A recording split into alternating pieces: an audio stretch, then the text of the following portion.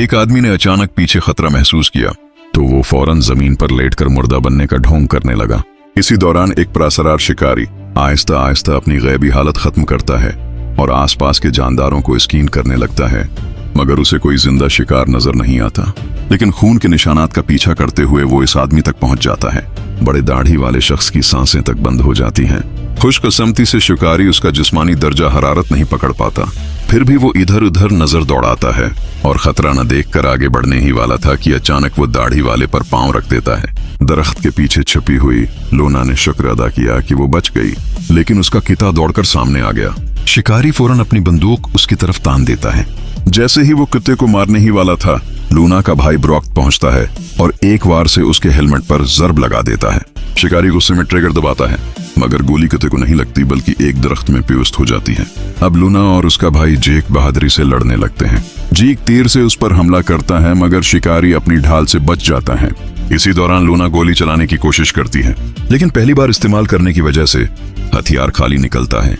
वो गुस्से में चीखकर शिकारी की तवज्जो अपनी तरफ खींचती है ताकि जेक को मौका मिले। जेक लंबा नेजा उठाकर कूदता है और शिकारी के कंधे को छींट डालता है। लड़ाई बढ़ती जाती है। शिकारी कई बार जेक पर हमला करता है और आखिरकार उसे नेजे से जख्मी करके जमीन पर गिरा देता है। जेक जान देने से पहले अपनी बहन को बचाने की कोशिश करता है। लूना आंसुओं के साथ अपने भाई को मरते देखती है और इंतकाम का अहद करती है।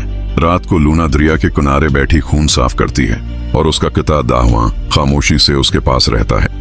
वो अपने भाई का बदला लेने के लिए एक मंसूबा बनाती है। वो एक जख्मी शख्स को जाल के तौर पर इस्तेमाल करती है ताकि शिकारी उसके खून की बो सौंघ कर आ जाए। फिर वो जड़ी बोटियां लगाकर अपना जिस्मानी दर्जा हरारत छिपा लेती है। शिकारी आता है और अपने नेजे से उस जख्मी शख्स को मार डालता है। वो उसकी खोपड़ी को अपनी ट्रॉफी बनाने के लिए झुकता है, मगर पीछे से लूना उसका हेलमेट गिरा देती है। शिकारी गुस्से से दौड़ता है और ताक़ब शुरू कर देता है। लूना जंगल में जाल बिछाती है और कई बार उससे जख्मी करने में कामयाब हो जाती है। आखिरकार शिकारी का हाथ दरख्त में फंस जाता है।